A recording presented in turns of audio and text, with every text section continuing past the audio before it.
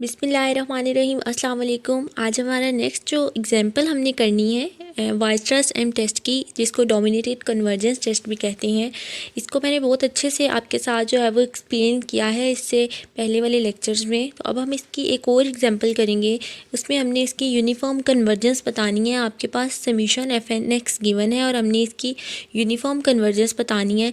तो मैंने आपको बताया था कि जब भी किसी फंक्शन के साथ समीशन का साइन आ जाता है, जिसको हम सिग्मा भी कहते हैं, तो वो एक सीरीज़ को डिफ़ाइन करता है।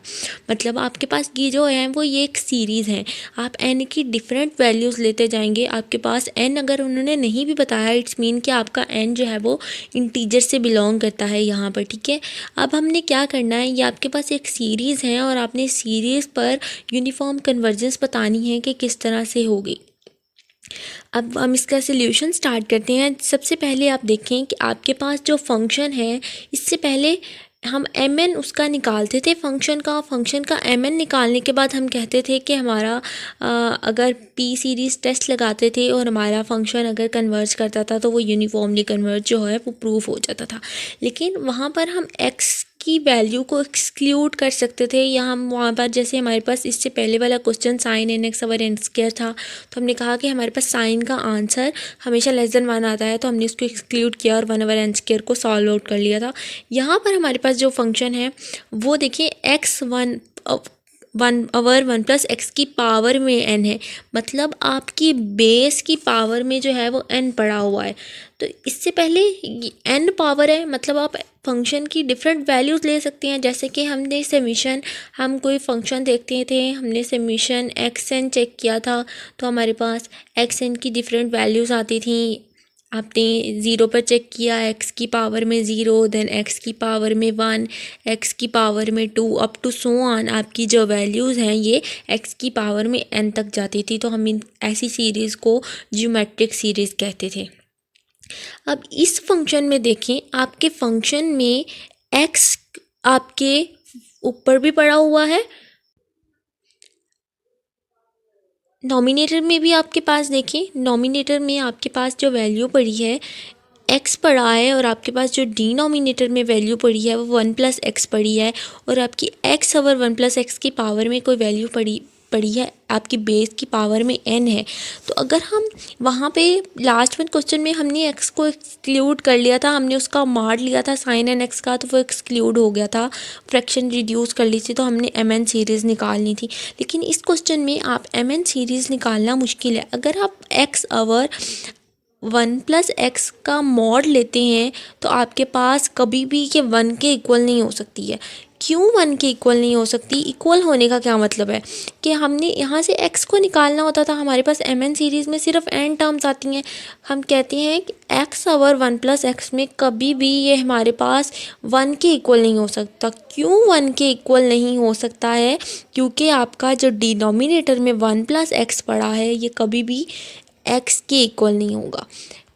इक्वल होने का क्या मतलब है यहाँ पर कि हमने कहा ये वाली टर्म कभी भी 1 के इक्वल नहीं है, क्योंकि 1 प्लस का जो डिनोमिनेटर है वो कभी भी x के इक्वल नहीं आएगा। फॉर एग्जांपल मैं यहाँ पर x की वैल्यू 1 लेती हूँ और आपका 1 प्लस एक्स में हम वैल्यू पुट करते हैं, तो मेरे पास 1 प्लस 1 आपके पास 2 आएगा। लेकिन हमने तो x 1 लिया, तो क्या ये वाला x और ये जो सॉल्व करने से x आया इक्वल आए या नहीं आए? ये मतलब था कि कभी भी वैल्यू 1 की इक्वल नहीं आती है। तो हम कह सकते हैं कि x, सबसे पहले आप कहेंगे कि x ओवर 1 प्लस एक्स का मॉड लेस देन है 1 के। कभी भी 1 के इक्वल नहीं होता, हमेशा 1 से छोटा होता है, ठीक है। उसके बाद क्या करना है कि हमने बताना है कि गिवन सीरीज़ क्योंकि किसी सेट S पर थी, S जो था वो किसी आपके पास एक्स सेट को आप कहते हैं S। अब आपने क्या करना है, आपने कोई R सेट पर, क्योंकि ये n नंबर पर सीरीज़ आ रही हैं, तो आपने इसको किसी R सेट पर एक्सप्लेन करना है।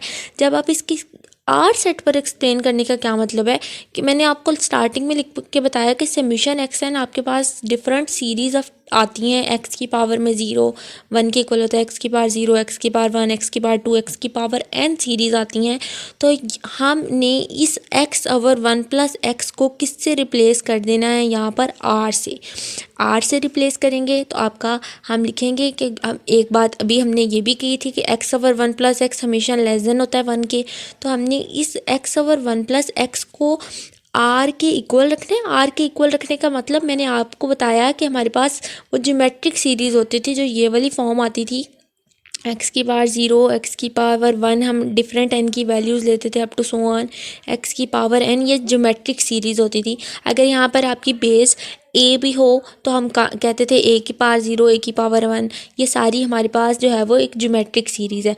अब आप जब इस पर डिफरेंट वैल्यूज़ लेंगे एक्स ओवर 1 प्लस एक्स पर, तो आपके पास एक सीरीज़ आएंगी जिसमें हमने क्या कहा कि हमने एक्स ओवर 1 प्लस एक्स को किसके इक्वल रख देना है, आर के इक्वल रख लेना है। तो वही बात यहाँ पे हुई है कि हमने एक्स ओवर 1 प्लस एक्स को less than or equal to R कर दिया। और हमने एक और बात की थी कि हमारे पास एक्स ओवर 1 प्लस एक्स कभी भी 1 के इक्वल नहीं आता, हमेशा 1 से छोटा होता है। ये भी मैंने बात आपको प्रूव करके बताई कि हम एक्स की कोई भी वैल्यू ले लें तो वो इक्वल नहीं आई थी। तो हमने कहा कि एक्स ओवर 1 प्लस एक्स का मॉड लेस दैन मॉड क्यों बताया यहाँ पे, क्योंकि आप डोमिनेटेड कन्वर्जेंस टेस्ट में मॉड को ही तो एक्सप्लेन करते थे। यहाँ पर देखें हमने मॉड के साथ ही इसकी स्टार्टिंग की थी कि आपका फंक्शन का मॉड लेस दैन और इक्वल टू एम एन आना चाहिए। तो आपके पास फंक्शन का जो मॉड है वो लेस दैन और इक्वल टू एम एन आएगा। हम कहेंगे कि हमारी सीरीज़ जो है वो कन्वर्ज कर रही है।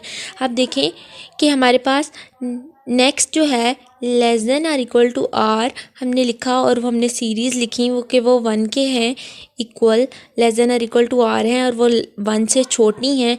जब हमने इस सीरीज़ को r के इक्वल रख सकते हैं तो इसकी पावर में क्या था, n था।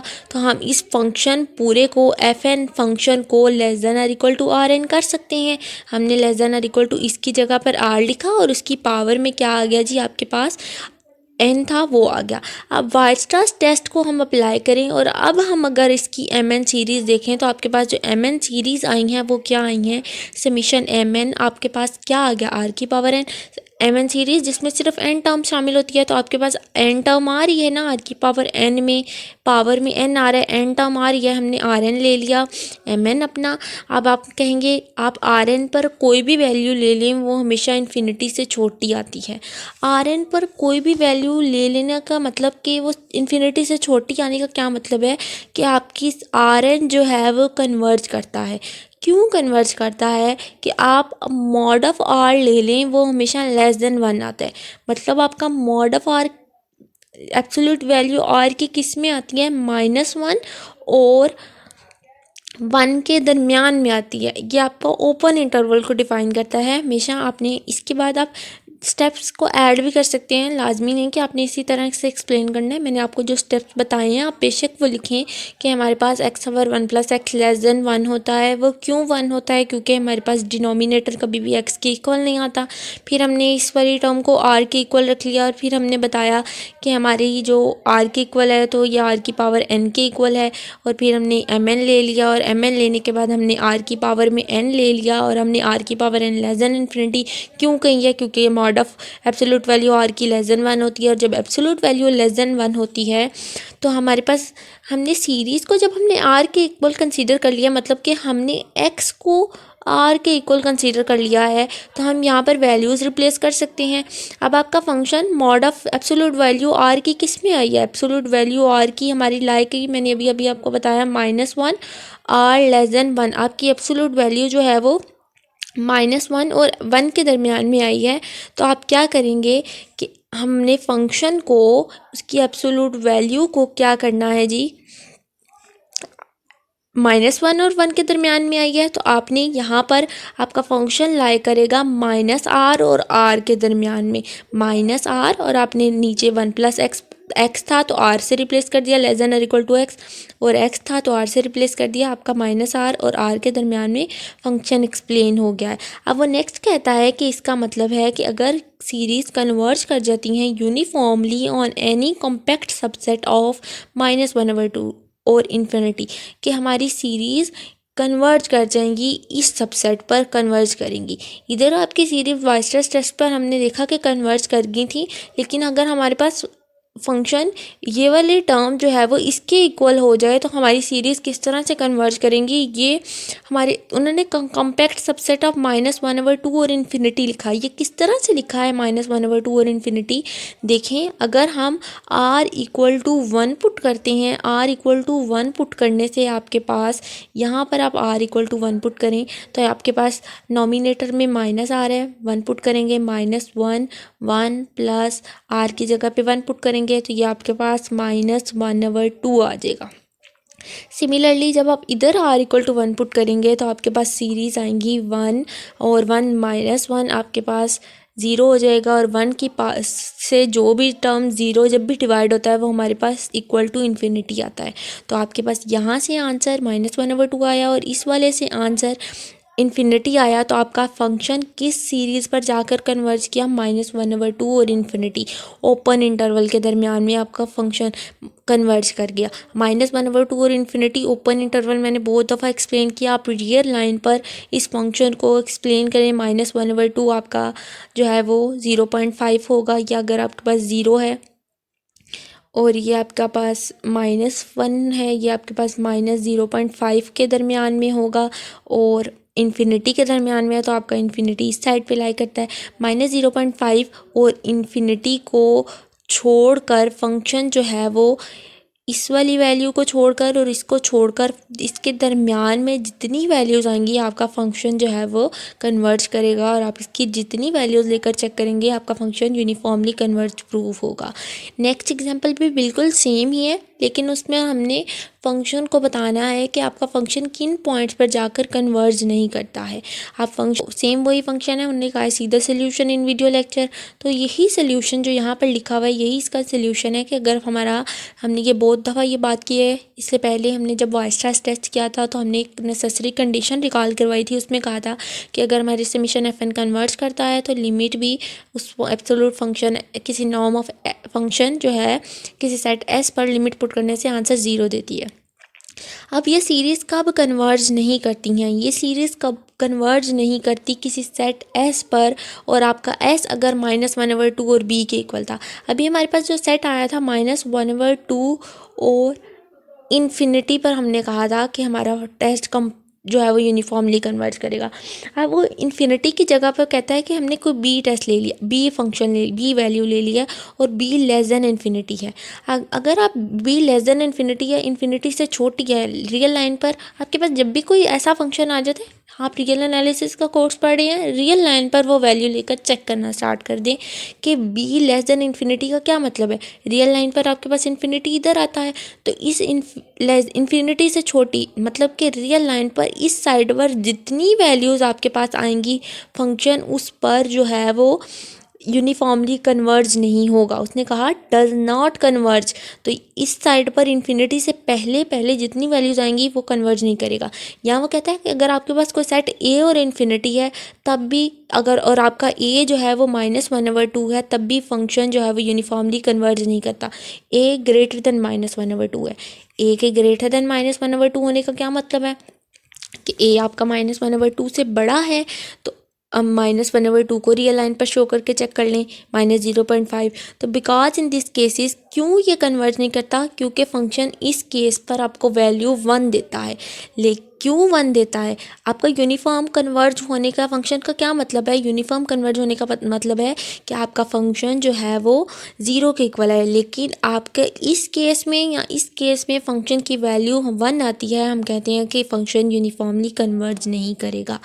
यही इसका प्रूफ है जो ये वाली एग्जांपल है वीडियो लेक्चर में देखिए। अब यही सेम लाइंस पे प्रूफ है और आपने इसका रिकॉल जो है वो एक्सप्लेन कर देना है, और आपने ये चीज़ एक्सप्लेन कर देनी है जो इससे पहले हमने की, और आप ये एक्सप्लेन कर देंगे आपका प्रूफ हो जाएगा। इसके बाद है हमारा एब्सोल्यूट कन्वर्जेंस। एब्सोल्यूट कन्वर्जेंस क्या होती है कि फंक्शन हम कहते हैं कि समेशन FN है said to converge absolutely on S, किसी सेट S पर एब्सोल्यूटली कन्वर्ज करेगा कि अगर summation FN pointwise converge करता है, आपकी सीरीज़ फंक्शन के पॉइंट वाइज कन्वर्ज करती हैं, और converge absolutely uniformly on S if summation FN converge. इससे पहले हमने कन्वर्जेंस पढ़ी थी और हमने कहा था कि हमारा फंक्शन अगर पॉइंट वाइज कन्वर्ज करता है काशी क्राइटेरियन में, तो हमारा अगर हमारा कोई सीरीज पॉइंट वाइज कन्वर्ज करती है तो हमारा फंक्शन भी पॉइंट वाइज कन्वर्ज करता है, और अगर कोई सीरीज यूनिफॉर्मली कन्वर्ज करती है तो हमारा फंक्शन भी यूनिफॉर्मली कन्वर्ज करता है। लेकिन अब आप क्या यहाँ पे क्या कह रहे हैं कि अगर said to converge absolutely on S, अगर आपका समीशन एफ एन कन्वर्ज करता है, आपका summation F N pointwise converge करता है, आपका कन्वर्ज एब्सोल्युटली करता है, तो आपका फंक्शन भी जो है वो एब्सोल्युटली कन्वर्ज करेगा। सिंपल सी बात है। आपकी सीरीज़ कन्वर्ज करेंगी, फंक्शन कन्वर्ज करेगा। आपकी सीरीज़ यूनिफॉर्मली कन्वर्ज करेंगी, आपका फंक्शन जो है वो यूनिफॉर्मली कन्वर्ज करेगा। द नेक्स्ट रिमार्क है, रिमार्क देख लेते हैं। रिमार्क में वो क्या कह रहा है कि condition of absolute convergence pointwise और यूनिफॉर्म। एब्सोल्यूट कन्वर्जेंस की जो कंडीशन है जो ये अभी हमने पढ़ी है, ये ज़्यादा स्ट्रॉन्ग है than dual convergence. Dual convergence pointwise और यूनिफॉर्म, जो हमने स्टार्टिंग में पॉइंट वाइज और यूनिफॉर्म कन्वर्जेंस चेक करना सीखी थी, वो इस एब्सोल्यूट कन्वर्जेंस ज़्यादा अच्छे से हमें आंसर को प्रूव करके बताती है एज देन यूएल कन्वर्जेंस। उसके बाद है वाइस्ट्रास एम टेस्ट जो है वो actual in our proof we have proved के समीशन एफ एन कन्वर्ज करता है एब्सोल्युटली यूनिफॉर्मली एंड थेस। ये तीनों रिमार्क बहुत इंपॉर्टेंट है, आपके एमसीक्यूज में आ सकते हैं, आपने इनको ध्यान से देखना है। आपका समीशन एफ एन कन्वर्ज करता है एब्सोल्युटली किसी सेट टेस्ट पर, ये हम बात चेक कर चुके हैं कि आपका फंक्शन कन्वर्ज करता है, कन्वर्ज होना चाहिए किसी यूनिफॉर्मली एब्सोल्युटली। ये बात मैंने लास्ट लेक्चर में एक्सप्लेन की थी कि आपका फंक्शन आप वाइस्ट्रास टेस्ट में आप कहेंगे कि आपका फंक्शन जो है वो एब्सोल्युटली यूनिफॉर्मली कन्वर्ज किया है। एब्सोल्युटली भी कन्वर्ज करना कहना है, यूनिफॉर्मली भी कन्वर्ज करना कहना है, अगर वो इन सारी कंडीशंस को प्रूव करता है। नेक्स्ट है, अगर सीरीज कन्वर्ज करती हैं absolutely then it converge uniformly on S. ये था आज आपका लेक्चर। इंशाल्लाह जो है वो नेक्स्ट शो डैट इन्होंने कहा है, हम इसको नेक्स्ट देखेंगे, अगर इसका प्रूफ हम कर सकते हुए तो हम इसका प्रूफ करेंगे। ये था आज आपका लेक्चर। इंशाल्लाह जो नेक्स्ट वीडियो है वो है डिरिचलेट टेस्ट के बारे में, वो हम नेक्स्ट लेक्चर में करेंगे। अल्लाह हाफिज़, थैंक यू।